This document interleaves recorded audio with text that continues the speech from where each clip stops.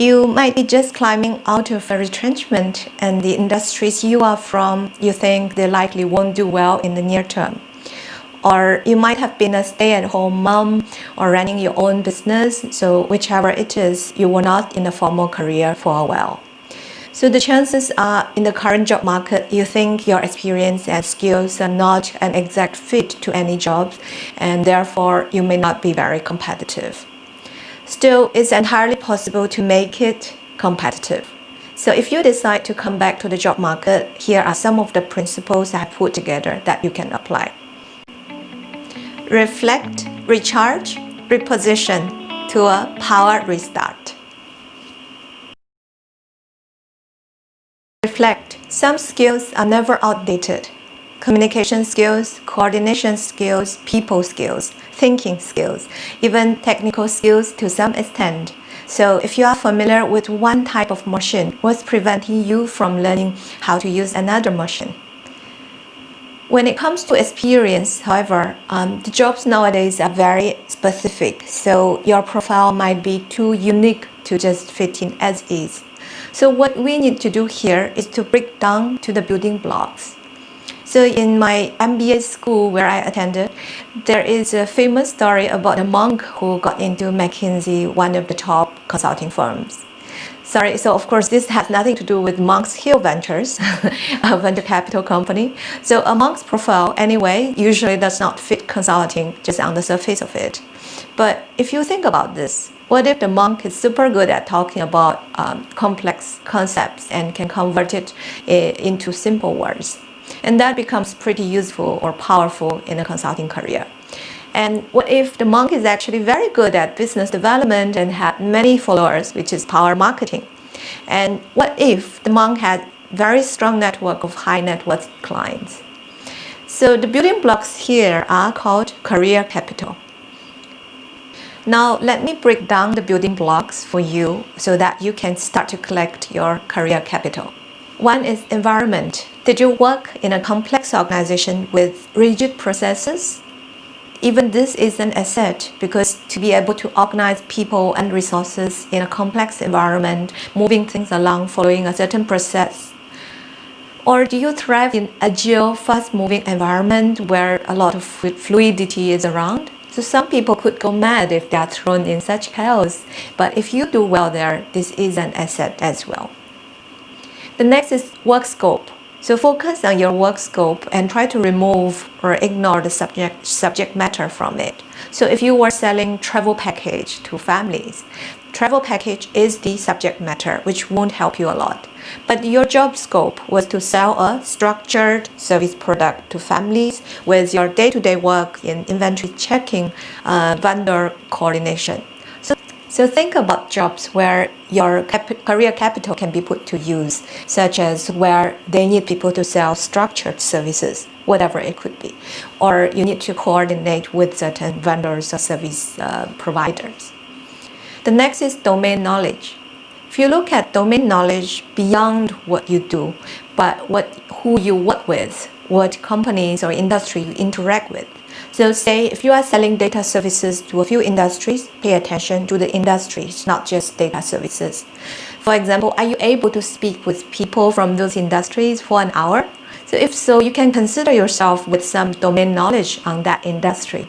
And if such industries are rather specialized, like banking, luxury retail, oil and gas, then your domain knowledge is even more valuable. And the jobs in modern days do not only require deep specialist knowledge, but generalist domain knowledge also helps in many jobs. The next is clientele. You might think that, well, I was not in a sales role. That's not a problem, because in any job, you will always need to serve someone, whether you are IT support, data scientist, or managing director. Your clients are humans, whether they are retail customers or just office workers with your B2B clients. So they must belong to a certain segmentation, and there are many ways of segmenting them. Are they office admins or procurement managers? Many corporate services businesses dream of having such a robust network. Or are your clients specialists like doctors or engineers? Or you can even group them in a way of difficulty, right? Like, are they high maintenance? Do they have very little time span or attention? So, for example, if you successfully sold things to investment bankers, you probably can sell to anyone.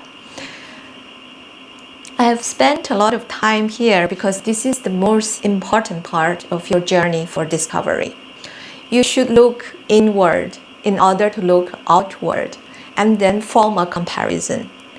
So break down what you have in the building blocks and then find out where in the outside world they are needed. After we look at the building blocks, you might be both excited and sort of discouraged because there will be a gap between reality and our aspiration, right? The opportunities are, for example, if you have been in retail industry, you might even be a good candidate for e-commerce companies. But there will be a gap, right? Because you were not in e-commerce industry. But so, for example, if you are very familiar with beauty products and you have run a great online streaming business selling beauty products, then you might be able to value add, say, managing or doing a certain work in, the online streaming part of an e-commerce company, given social selling is big today. But all e-commerce companies operate on data, and maybe you are not familiar with data analysis. So fortunately, to bridge such gaps, there are many online courses or resources today to help you with that. So you can also consider taking up projects or short-term assignments or work to fill those skill or experience gaps. Once you have done the reflection and recharge, it's time to reposition yourself. So for many, you have already made pretty good progress in your earlier career track, and when you are moving to a new career, that could mean some sacrifice. So it's good that you are, you're mentally ready to sacrifice, but I would suggest that you don't just go for lower jobs. Don't just go for a sacrifice for the sake of it, because if you have been, for example, if you have been a sales manager for a certain product, don't just go apply for a sales exec role for the same product. You should still apply for sales manager role or apply for a sales exec role for a bigger product or a bigger company. So you can obviously also apply for different roles where your other building blocks can become useful. By doing this, what I want you to avoid is to look too overqualified. Usually, companies don't quite like overqualified profiles because there is a perception of, someone who's arrogant because he's more capable than the job, and he would not settle down or do very well in the humble job. And the perception is he won't be happy and he will jump at the first chance to leave once things become better. So the preference is usually to get someone who's more junior to the role and then provide some incentive for learning and motivation. And that same salary and role would make such people much happier. So think about it like if the company is looking for a sales manager role, they might prefer to hire an experienced sales exec instead of a general manager.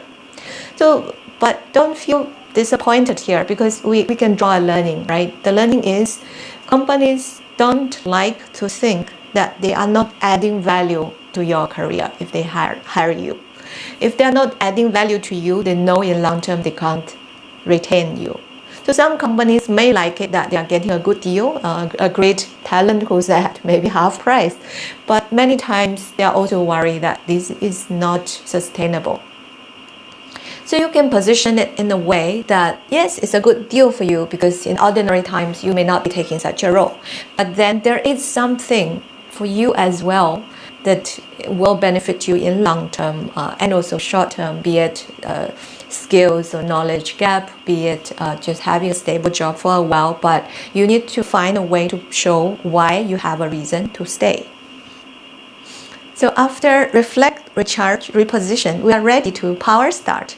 And for those who have been out of workforce for long, it's kind of hard to get back that confidence. And similarly, for those who went through retrenchment, it was a very big hit emotionally. So strangely, we tend to feel shame and start to doubt our values to the society. And even if we know a retrenchment doesn't mean anything. So accept that you may actually have such feelings because that's just how we humans work. It's a very big rejection. So in both situations, I have seen how fear of rejection come into play in the job application process. People start to think that no, the chance that they consider me is very low, so they don't want to apply for those jobs. So I have talked about fear of rejection in one of my other videos, so do check it out, and I believe it will be very helpful for you. In addition, you can subscribe to my channel and reply there. I will provide you free access to a Power Start worksheet where you can dig out your career capital, retarget, and reposition your career moving forward. I wish you all the success.